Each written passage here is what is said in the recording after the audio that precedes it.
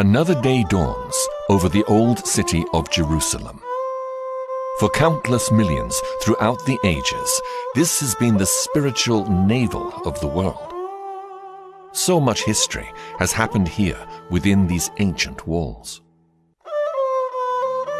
Each day, the streets and plazas of Jerusalem's old city fill up with religious pilgrims and tourists coming to visit some of the most revered and sacred historical sites on earth.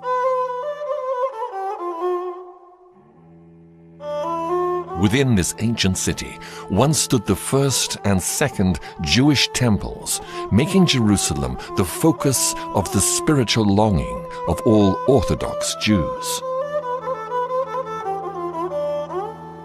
From the Dome of the Rock, Muslims believe that Muhammad ascended up to heaven on a celestial steed, which made Jerusalem forever sacred in the sight of Muslims. And since many of the events in the life of Jesus happened in Jerusalem, it is hallowed ground for Christians as the birthplace of Christianity. When you consider how important the old city of Jerusalem has been to Jews, Christians, Muslims for thousands of years, the visitor to the city may be surprised to find just how small the old city is. In fact, Mark Twain, who came through these gates in 1869, claimed that you could walk entirely around the circumference of the city in 1 hour if you walked briskly.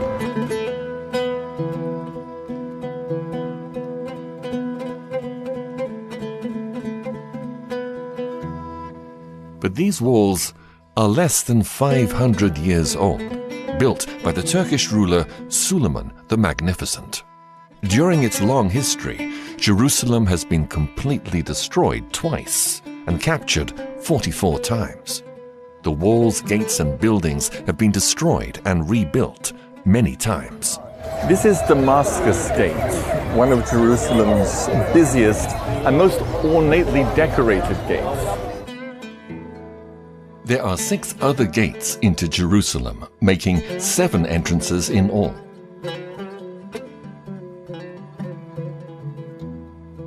An 8th gate, known as the Golden Gate, was sealed off by Suleiman in 1541. According to Jewish prophecy, this is the gate through which the Messiah will enter Jerusalem, so Suleiman sealed it off, hoping to prevent the Messiah from doing so. Just a little south of where I'm standing here by the Golden Gate is an area known as the Offal. The Offal means a fortified hill or a risen area. And just immediately south of the Offal is another hill where the city of Jebus once stood. These ruins are all that remain of the Jebusite city before King David besieged and captured Jebus in 1003 BC and renamed it Jerusalem. David brought the sacred Ark of the Covenant into the city, establishing Jerusalem as the center of Judaism. David longed to build a house for God where he could place the Holy Ark. So he bought a farmer's threshing floor from a Jebusite named Averna for 50 shekels of silver. And this was to be the site of the splendid new temple. But God told David that he was not to be the one to build the new temple. Instead, his son Solomon would be given the task. This is what Solomon's temple may have looked like in his day. Solomon's beautiful temple stood for nearly 400 years, until in 586 BC, the Babylonian king Nebuchadnezzar conquered and plundered Jerusalem, and Solomon's temple was burned. In approximately 700 BC, 100 years before Cyrus was born, the prophet Isaiah prophesied that a king named Cyrus would allow the temple to be rebuilt after Nebuchadnezzar had destroyed it. Isaiah's prophecy was fulfilled in 536 BC, when the Assyrian king Cyrus allowed the Jews in captivity to return to Jerusalem under the leadership of Nehemiah. After the walls were rebuilt, a second Jewish temple was built on the foundation of Solomon's temple by the Jewish leader Zerubbabel. A full 500 years passed before Herod the Great ordered a massive reconstruction and embellishment of the temple.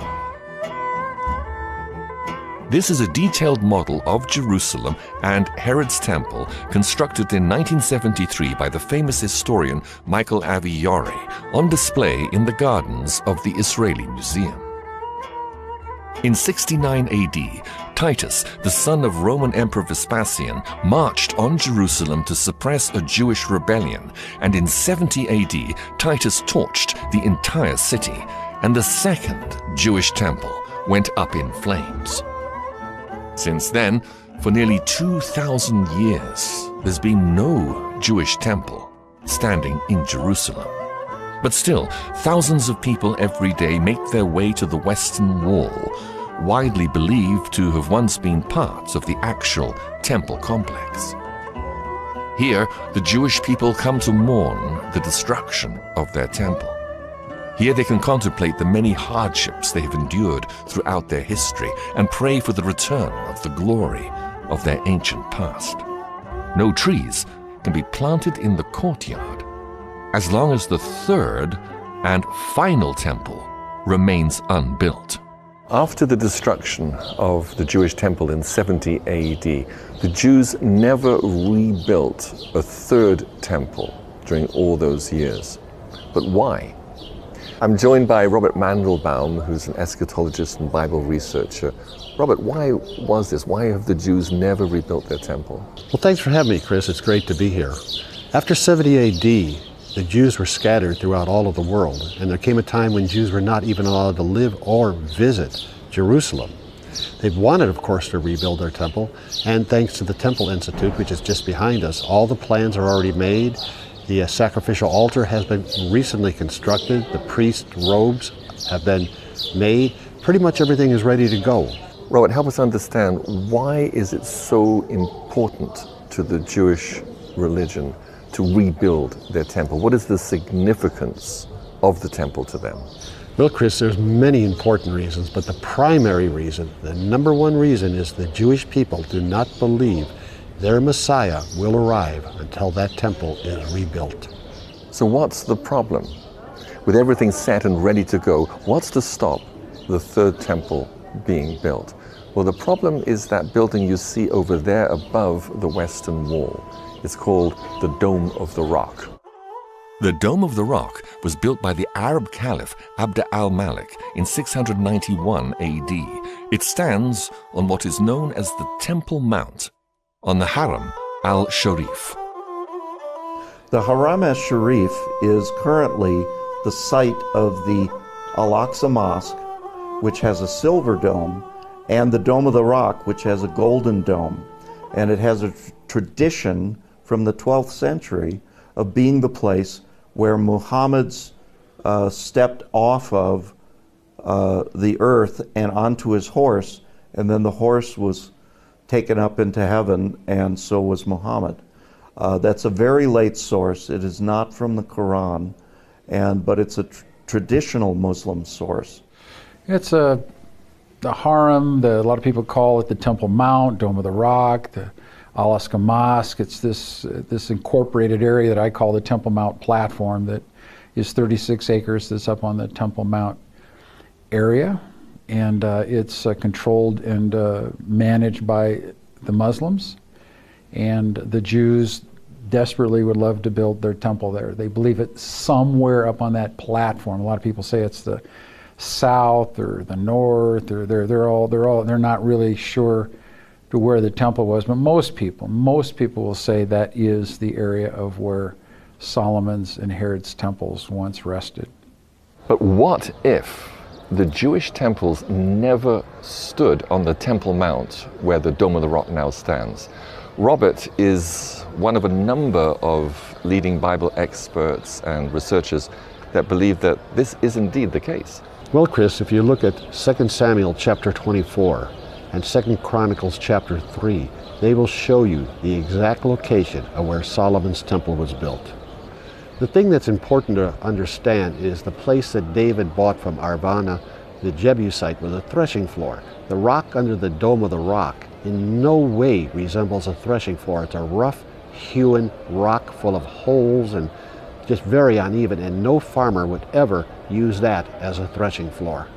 What we're really talking about here is the Bible specifically telling us where the temple was built. And Scripture is telling us that the temple was built in the city of David, more specifically in the Jebusite fortress on the threshing floor of Ornan, which is, I would assume, would be very close to the Gihon Springs in some respects. So Robert, if the Jewish temples never stood where the Dome of the Rock now stands, then where were they built? Well, they were built several hundred feet south of the Dome of the Rock in an area called the Ophel. And all you have to do is study some verses out of Nehemiah chapter 2 and Nehemiah chapter 3. And again, it pinpoints and gives a very clear description of where the temple was built. The key word in that verse, Nehemiah 2:15, is brook. I went up by the brook. And if you look at Nehemiah 3:7, it uses the word river. There's only one brook, one river, one stream within 5 square miles of Jerusalem. There is no river, no brook, no running water on the Haram el-Sharif. The only place in all of Jerusalem where there is running water is the Gihon Spring.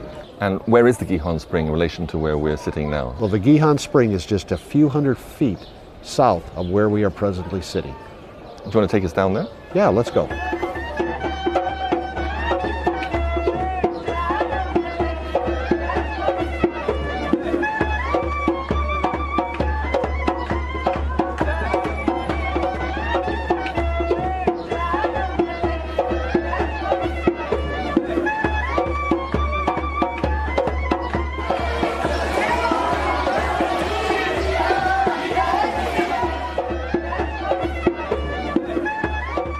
We come now down to the Gihon Spring, which flows out of Hezekiah's tunnel. First of all, tell us about Hezekiah's tunnel. Well, Hezekiah's tunnel was, of course, built during the reign of King Hezekiah, when Jerusalem was under imminent attack from the Assyrians.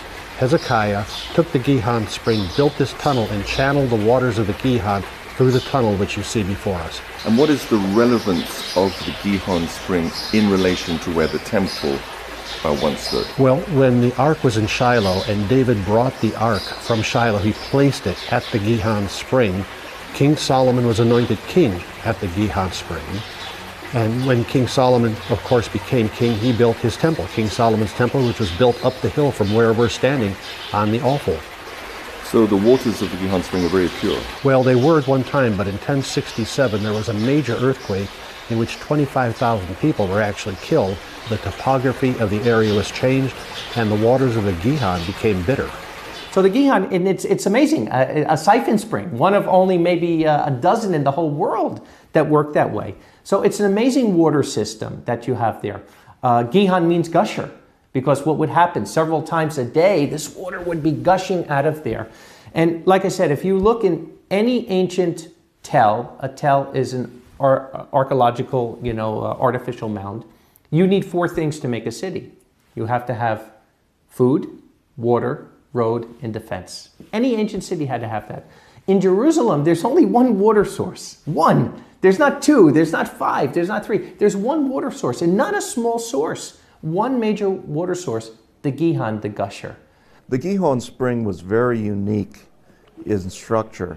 It is literally a siphon spring, and well known to geologists and hydrologists of being something that can literally pump something a great height. The Gihon Spring is similar to geysers, like Old Faithful, but without the heat. That it could pump water 40 stories, 400 feet, from the bottom of the Gihon up into the temple. And there are 5 historical sources that tell us that it actually happened, that there was a fountain inside the temple. Besides the biblical information, the biblical sources from Joel, Ezekiel, and from the Psalms, several Psalms, put it all together, and there was a fountain in the temple at the top of the city of David, on the top of Mount Zion, at that temple. And it also existed in the reconstruction by King Herod. Well, the Gihon Spring is an ancient water source that's been talked about going way back to the time of Solomon. The The springs are still running today. They're not of the force of water that they were a long time ago. A lot of Jerusalem has been dug up, and the rock might have, through fracturing and modern construction, have precipitated that. But the Gihon Springs has been this ribbon of water that's the lifeblood of the city of David. It's like water pumping through the veins of a human. The city of David has this water pumping through it, which gives his life, and gave it. The reason that David even took it was probably that water source. But you need to have flowing water in the ceremonial of the cleansing of several things. The priests going in the temple to worship. You need spring water to add to the ashes of the red heifer for purification. So water is essential, and there's no water on the Temple Mount, the traditional Temple Mount up above. They've uncovered the real pool of Siloam. They just did this in the last couple of years. It's an amazing story how they found it. But what was interesting, I was down there with the archaeologist who actually found it, and he told me that that area was an acre big. And his words, not mine, he said it's the world's largest mikveh. It went off in my head. Of course, 10,000 people would be mikvahing there. So the fact, if you're mikvahing and you're getting ceremonially clean down there, does it make any sense that you're going to walk a third of a mile and maybe be unclean again? So the temple would have to be close to the mikveh, particularly that it's the biggest mikveh in the world, a 10,000 person acre mikveh where the pool of Siloam is. And yet they found the stairs now, the original stairs from the Herodian period that go back up toward the city of David where the temple would have been. So if the temple stood over the Gihon spring, then how did the buildings up on the Haram al-Sharif, how did they get their water? Well, there's 37 cisterns up there. They're very big. It's not fresh running water, but it's where they collected fresh water that could be used for Titus's 10th Legion. And the Gihon spring actually represents the water flowing from the throne of God in Revelations 22. It flows from under the Holy of Holies, the Ark of the Covenant, and of course the Shekinah glory was between the wings of the two cherubim, which was on the mercy seat.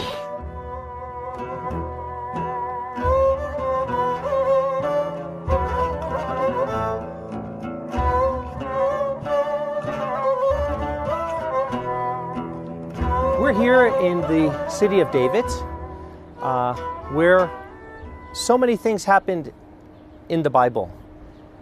And very interesting that, do you know, just 100 years ago, nobody knew this was Mount Zion. Most people thought up to the north of here was Mount Zion. And it was actually by an accident that they even found out that this was Mount Zion by finding the tunnel that goes into where Hezekiah's tunnel is. So if they could get Mount Zion wrong for all these years, the most important mountain in the Bible, could it be possible that they could possibly get wrong the location of the temple? The historian Josephus actually proves this. Many people will say, oh, Josephus exaggerated. Josephus wasn't true in what he was saying. But when you realize that where we're standing here in the city of David was really where the temple was, and just to the north of me, where the harem is, was actually the Fort Antonia, Josephus' writings not only become reliable, but they become most accurate. Josephus told us that the ridge we're standing on, which would have been the northern tower of the temple, was exactly 600 feet from valley to valley. Here we are standing here. This area we're standing here from valley to valley is exactly 600 feet. Not 610 or 620 or 580, but exactly 600 feet, exactly like Josephus said. But most importantly, in the last 18 years they've been doing digs here. And those digs, at least in my estimation, have proved what Dr. Martin's theory was and what many other people are coming to the conclusion, that the area we're standing in right now in the upper part of the city of David, the Ophel area, was indeed where the temple was.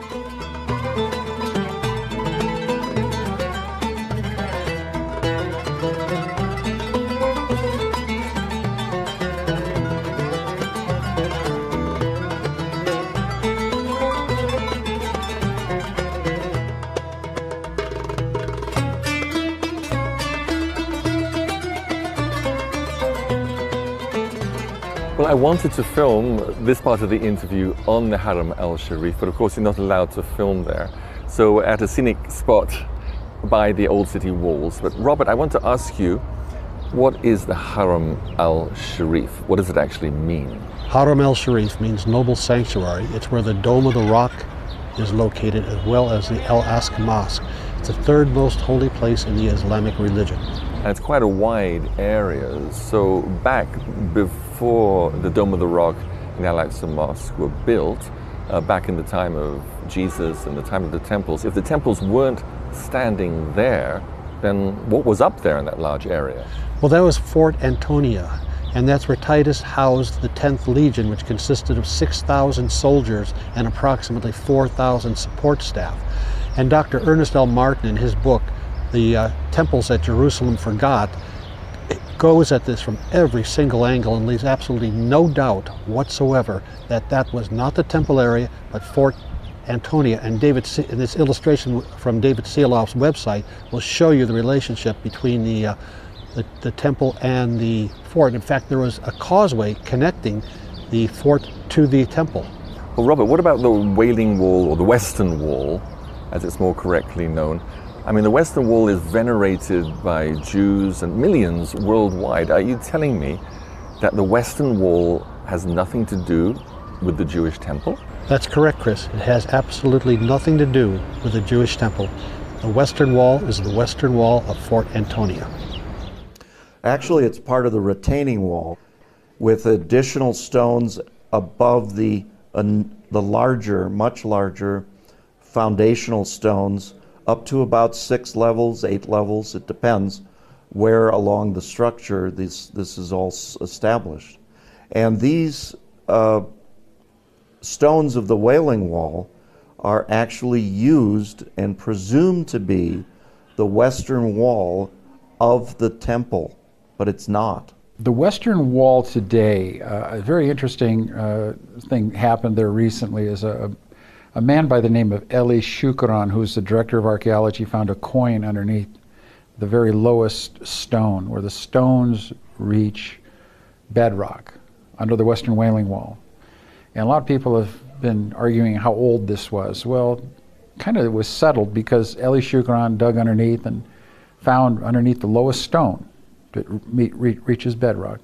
He found a coin of Valerius Gratus, who was the prefect of Rome under Tiberius Caesar.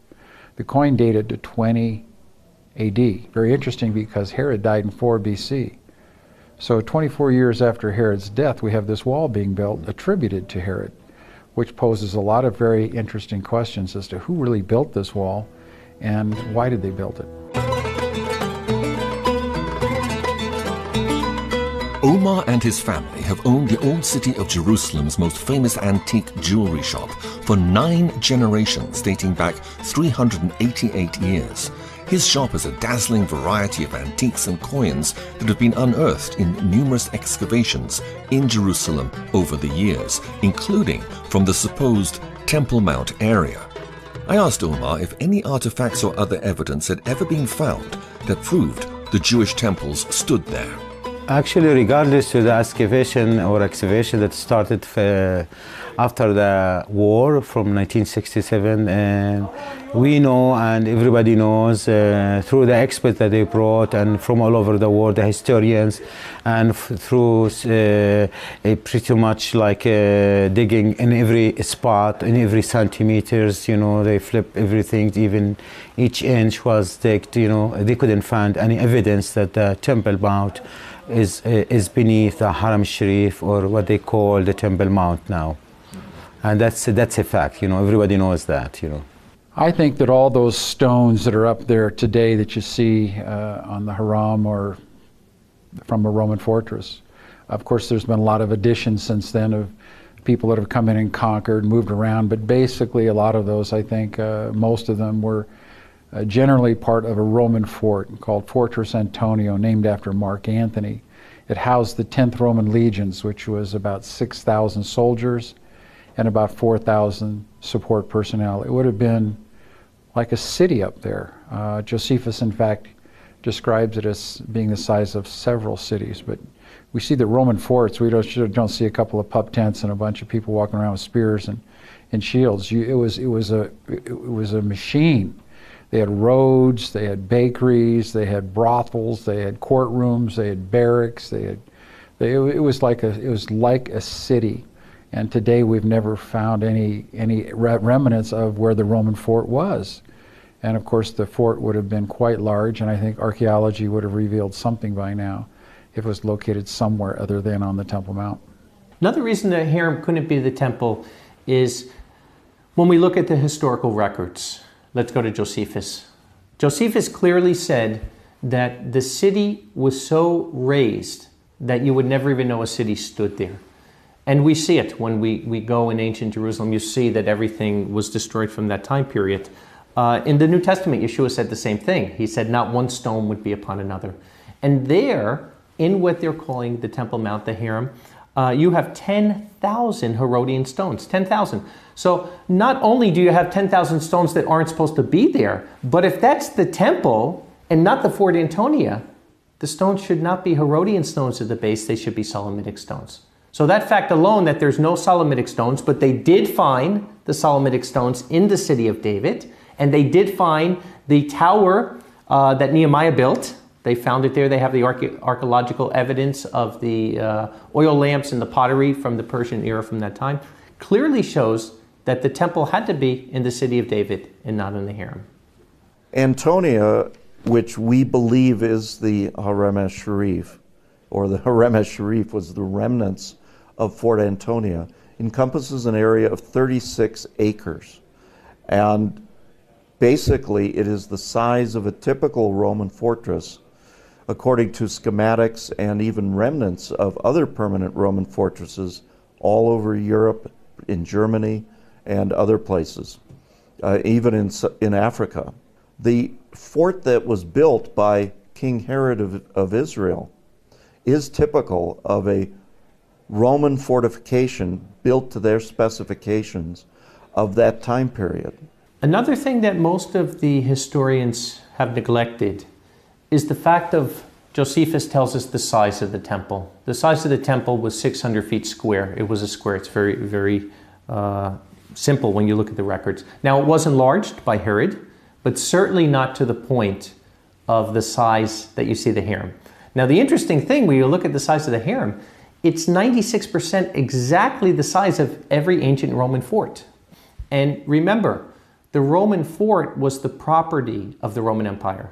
Just like today, United States of America has hundreds of bases in different countries. Those bases are owned by the United States of America, even though they're in a foreign country. And it was the same thing in this time. So when you're looking at that fort, not only the size of it had to be standard, but also remember that in an area where Jews were not intermingling with Romans, it had to be big enough that you can house your at least a legion of soldiers. That beside the soldiers that you had to have personnel that was working. You had a red light district. You had to have restaurants. You had to have probably 10 to 15,000 people. And whenever you look at a model of Jerusalem, like you saw in Jerusalem by Yonah, they always make Fort Antonia this tiny little fort that couldn't probably hold 100 people. The model that we have at the Israeli Museum is a beautiful model. It's a great piece of art, but a poor piece of historical reflection. For instance, I believe that the Roman fort there is ridiculous. It's just this little appendage. The mighty Roman fortress has been reduced to this small little caricature that they have there in that model. So I don't think that the model maker there made an accurate representation. But what he did do is he's impregnated into the mind of a lot of visitors a warped concept of the size of the Roman fortress and where the Roman fortress is. I'm really surprised that most people don't go up and say, this is ridiculous. What do we have this here for, at this size and this dimensions? The Roman fortress was immense. And it wasn't just this small little appendage that they have there, because we know that they had the 10th Roman Legion, which was about 10,000 people. That area could have held maybe a couple hundred people that we have at the model at the Israeli Museum. And even in the New Testament, when you look at the Apostle Paul, now they don't even know who he is. They're thinking he's this Egyptian that did this. And here it is, this nobody, because there was a plan to kill him on the way to Caesarea. They send 450 soldiers and accompaniment with him. Now, if there was only 600 soldiers in that fort, is it logical that almost every single person in the fort is going to go with an unknown person that they don't even know who it is? Of course not. So that alone shows us there were thousands of people. I mean, Jerusalem was a place where there was a lot of trouble going on, particularly at holy days, and there were thousands of troops that had to be there to quench any kind of trouble that would come. And like I said, the dimensions of the harem being exactly the dimensions of every Roman fort and completely opposite of any dimension of the Temple Mount that's told to us in the historical records is another proof that that just couldn't be the Temple Mount. We're on the Mount of Olives overlooking the old city of Jerusalem, where we get a very clear view. Robert, tell us, how was the city of Jerusalem different 2,000 years ago than what we see here today? Well, of course, Chris, the Dome of the Rock would not have been there. And what you're looking at was never the old city of Jerusalem. Those walls represent Fort Antonia, where Titus housed the 10th Legion, which eventually destroyed all of Jerusalem, and the temple itself. Where I'm pointing right here, where that clump of trees are, which today is called the City of Zion, which is on top of a mound called the Ophel, that is actually where the original temple once stood. And just to the south of that, and I mean just meters south, was the city of David, also known as the Citadel. And the entire city of Jerusalem, with the temple, stood in that area right there.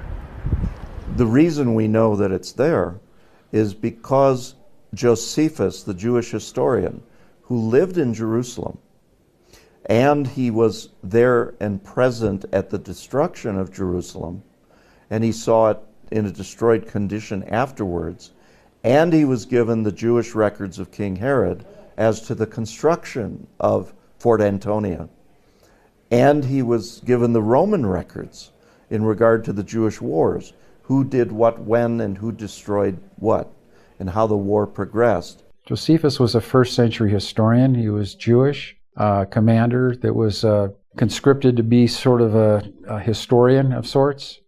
His writing is impeccably accurate. People say, oh, he's so great of a historian, except when he's talking about the temple. And then he just seems to have this weird perception of history.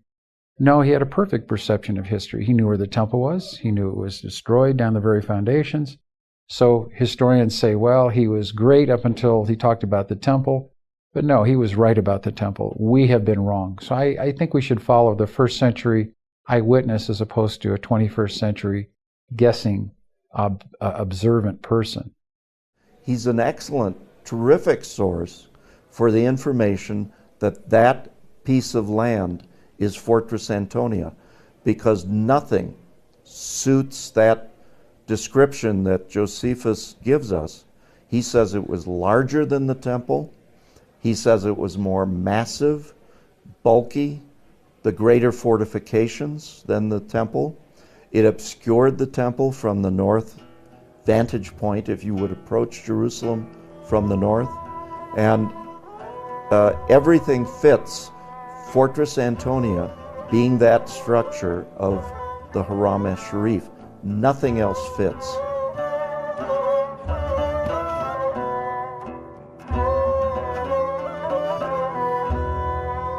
So if it was the Roman Fort Antonia that stood on the Temple Mount, or the Haram al-Sharif, and not the Jewish temples, what was the rock that is enshrined within the Dome of the Rock? Well, there's a lot of people that have questioned what is the rock doing under the Dome of the Rock. That's pretty much what it was named after. I'm really interested in what the Bordeaux pilgrim said in 333 A.D. When he was at the Church of the Holy Sepulchre. He said he looked due west, and all he could see was the long wall of the Roman fortress. That's very interesting, because when you go to the Church of the Holy Sepulchre and look west, all you see is the long wall of the Temple Mount. So according to the Bordeaux pilgrim, and what I can understand he is relaying through his words, is that he's actually looking at the Roman fortress, and he is describing also that that rock was the praetorium where the prisoners would have stood on this rock when they were pronounced guilty. I think that's one of the most interesting thought process on what is that Dome of the Rock. But what can we prove that that rock was? Some people say it was the rock in the Holy of Holies. Impossible. The Holy of Holies is 30 feet by 30 feet. The rock is 52 feet by, whatever. But it's certainly not a rock that would be in the Holy of Holies. The small rock where the Ark of the Covenant went on was a slab. It wasn't a rock like this. So what was this rock? It's interesting. When you look at this rock, what you'll find on the top of the rock is you'll find crosses in it. Because it wasn't a rock that was sacred to Judaism, and certainly wasn't a rock that was sacred to Islam, wasn't even involved back then. But it was a rock that the early believers, as early as the 3rd century, we can prove this from the historical records, thought that rock was the rock that was in the Praetorium. So the belief was that that was the rock Yeshua got on top of and gave his defense before Pilate. So knowing that, and there was a tradition that came after that, it almost looked like there were footprints in that rock. And some of those Christians were believing these were the footprints of Yeshua. And they built a church around it in the 3rd century, the Church of St. Cyrus, and then the Church of the Holy Wisdom that came after that. But clearly that rock was a Christian edifice, nothing to do with Judaism and nothing else. In 70 AD, the Romans decided to put a final end to Jewish rebellion, and Titus, the son of Roman Emperor Vespasian, marched on Jerusalem with 65,000 men and torched the entire city and the temple. Pretty much was eradicated. Eleazar in 73, who was the general of Masada, said that everything was with utter destruction, except for that of the camp of the Romans, which is the Roman fort. So everything was destroyed. So I think that when you talk about in 70 AD what was destroyed, I think the temple was destroyed to the very foundations. Josephus said that you wouldn't even know that there was a city there where the temple stood in 70 AD, thus fulfilling the prophecy of Jesus in Matthew 24, when he said that all the stones, every stone, utterly, completely, and totally down to the very foundations would be destroyed. So I think we have a fulfillment of prophecy if we correctly identify where the correct location of the temple is located. Fort Antonia remained on the Haram al-Sharif under different names. In other words, when did it stop being Fort Antonia? After Jerusalem was destroyed, it had a different name. It was actually the center of Aelia Capitolina, which was the renamed terminology for the city of Jerusalem. Emperor Hadrian decided to eliminate Jerusalem by changing the name and causing the reconstruction of the entire city. And it became to be quite a large city, and for a long period of time it was a Roman fortress housing the 10th Legion Fretensis until about 300 years, 250 years after the destruction of Jerusalem. That 10th Legion was based there. The temple was destroyed in 70 AD, and then it really wasn't much of a city until it was rebuilt and renamed Aelia Capitolia, which was its new name, and it was a new city. So then it really took a very strong resurgence after the time of Constantine, when Constantine built the Church of the Holy Sepulchre. Then it really started taking off again, and then from then on it had a steady growth up until the time of the Crusades in 1099. Took another growth spurt there, and then it's pretty much stabilized after that, after the Muslims had it in the 7th century. There's a lot of argument as to when people started believing that the temple was on the Temple Mount. My personal belief is that in 1099, when the Crusaders conquered the Temple Mount complex today, and they saw the Muslim dome with the crescent moon on it. They ripped it off.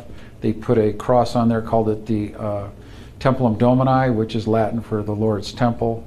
And from that point on, it became very popular throughout Europe that was the temple area. People did argue about it for some extent. They didn't know where the real temple was.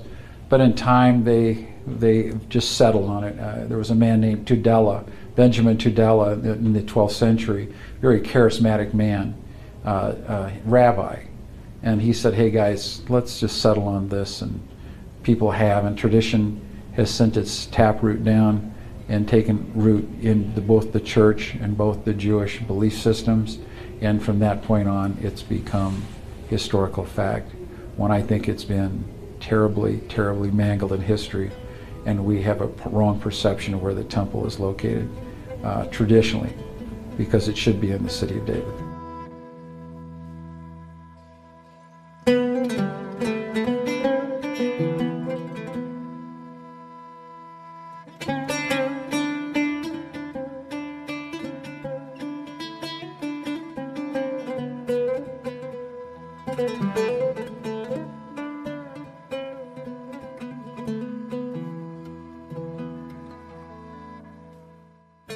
Well, from where we are on the Mount of Olives, we can see behind us the graves of thousands of Jews who wanted to be buried here. Why? Why did they want to be buried right here, right up against the Mount of Olives? Well, according to Zechariah, the Messiah is going to return to the Mount of Olives. The Mount of Olives is going to cleave in half. Half is going to go toward the north, half toward the south. And the Jews as well believe this is where the resurrection is going to take place. But of course, the Jews believe that the Messiah can't come until the temple is rebuilt. So if it could be shown that the temple never stood where the Dome of the Rock now stands, but stood somewhere else, then that would solve the problem. It would, Chris, because that temple right there, the Dome of the Rock, is the most contested piece of real estate in the entire world. It could be a trigger for World War III. And if it could be proved, and not only proved, but accepted, that that temple stood on the offal south of Fort Antonia, it could bring about some type of a peace covenant. What do you mean by a peace covenant? The Jewish prophet Daniel, in Daniel chapter 9, prophesied that there would be a world leader that would arise and would confirm some type of a covenant that would bring some measure of tranquility to the Middle East. Even now, as wars are raging in Yemen, Libya, Syria, Iraq, Saudi Arabia is involved, this would bring about some measure of peace to this situation. And it would then also allow the Jews to rebuild their temple and begin their animal sacrifice once again. Now, I want to underline that the rebuilding of the Jewish temple is a very important milestone in the sequence of end-time events. And there can be many interpretations of Bible prophecy, who the Antichrist is, when he's going to come, even whether we're living in the end times at all.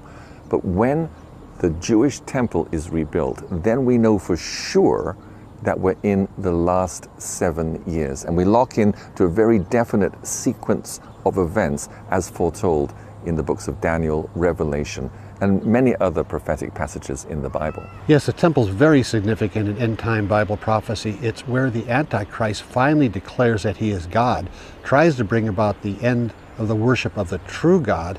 It's also where he places what is known as the abomination of desolation, spoken of by Daniel the prophet and quoted by Jesus in Matthew 24.